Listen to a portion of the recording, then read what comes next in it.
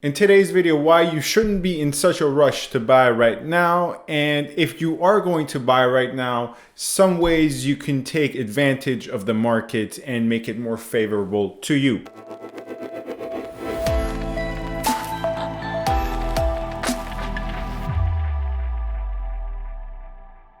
Hello everyone, this is Sam from SaberiSixRealEstate and Remax Realtron Realty Inc. As always, back with another video for you guys here today. Before we get into the topic of today's video, you can find my contact information in the description box with regards to my Gmail, my office information, the social media platforms I am on. Feel free to go find me on those platforms. And if you want to know a little bit more about me before reaching out to me or potentially working with me, feel free to go Google my name and find my Google reviews and go through them before you get in touch with me. Lastly, feel free to subscribe, comment, rate, and review. Your support in that regard, as always, is greatly appreciated. But as always, as is custom on this channel, I like to say you're not obliged to do so whatsoever. Feel free not to subscribe, not to comment, not to review.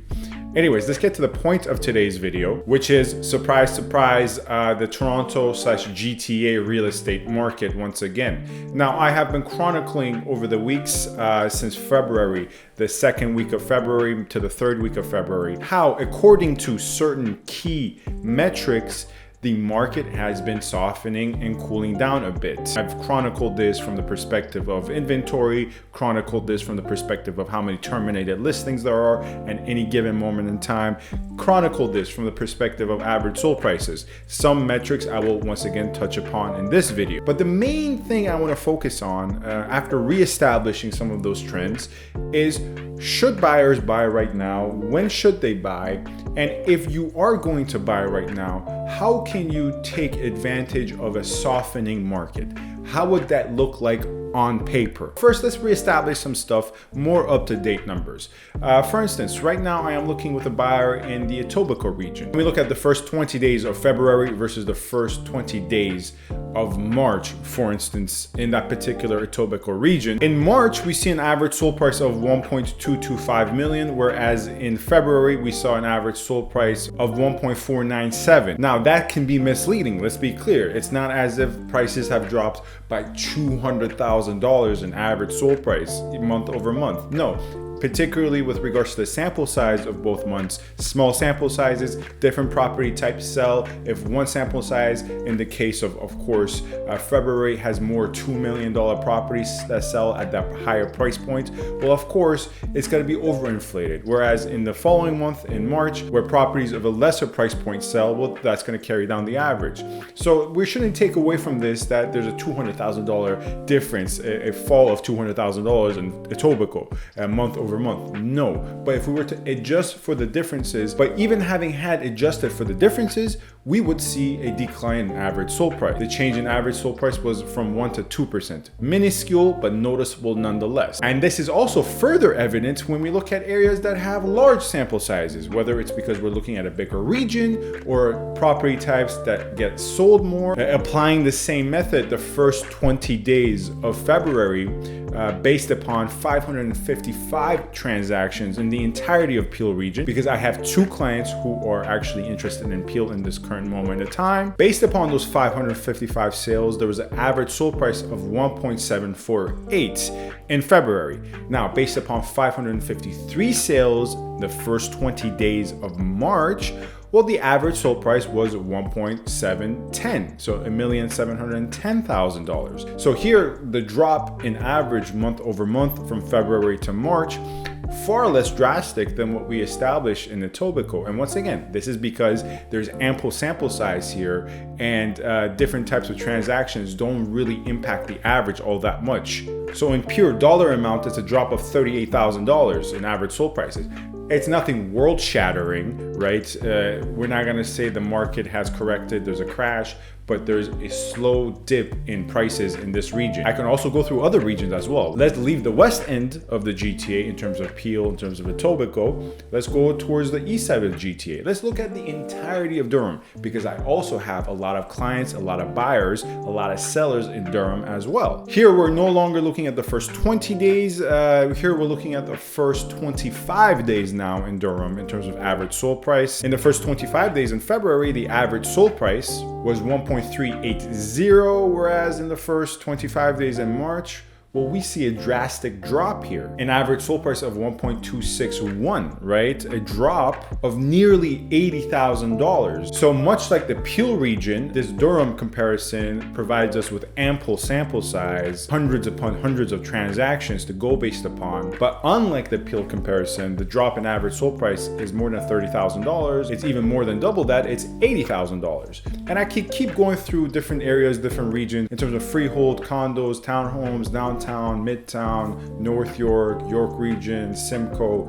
and every single one of those areas would represent the same thing in terms of average sold prices dropping, some areas less than others, some areas more than others, but nonetheless dropping month over month. And I have a lot of inventory numbers that I can go through, but I thought in most recent videos I've gone through a lot of inventory numbers and it can become a little repetitive. Of course, it's new inventory numbers, updated by the week, but I thought maybe you guys are a bit tired of that. But trust me when I say inventory keeps on increasing as well. So buyers, in my frank opinion, should be in no rush to buy right this moment. Let me be very clear. I think if you were to buy in this moment, at the time of recording of this video, it's March 27th. I think if you were to buy at this current moment in time, you are in a much better position than you would be in January and a couple of weeks into February. So it's still a more friendly market towards buyers.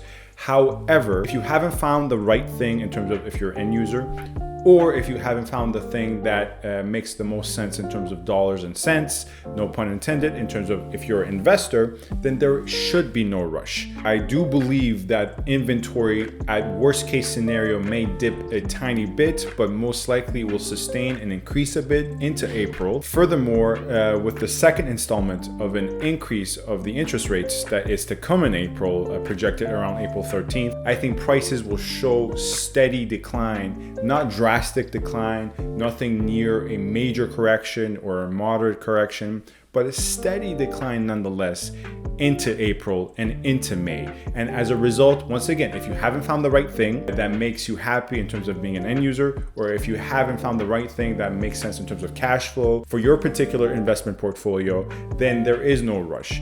Now, if you have found the right thing, now indeed, if you have actually found something you really like and you're an end user, I do believe that it would be the right time for you to buy now anyways, because as I said previously, you're in a better position than you were in January, February.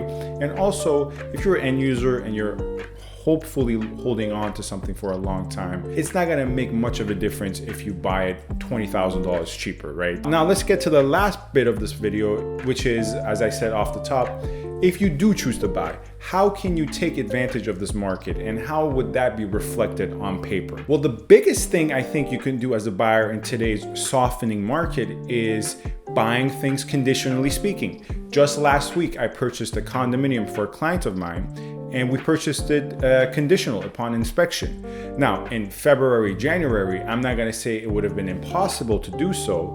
However, it would have been very difficult with the market conditions for me to be able to purchase him something conditionally. And I say this once again, from the selling side of things, I sold a lot of properties in January and February. And when we accepted offers for our sellers, we accepted firm, unconditional offers. So I saw it from the other side as well. But in today's softening market, with terminated listings going up, with inventory increasing, with prices dipping, and with rates expected to increase more, with failed bidding wars increasing as well, your real estate agent should surely be pushing for a conditional offer on your behalf, because that is going to provide you with the most protection. And unlike January and the first half of February, you as a buyer and your agent has more leverage than ever to be able to afford you those protections via conditions for status review or inspection or financing. Furthermore, another way you can take advantage of this more moderate market, once again, it's not a complete buyer's market by any means, it's still somewhat of a seller's market, but it's just heading towards a more moderate market day by day, week by week, and Another way you could take advantage of this is going after price changes or relists. So price changes are properties that didn't sell at bidding and they've probably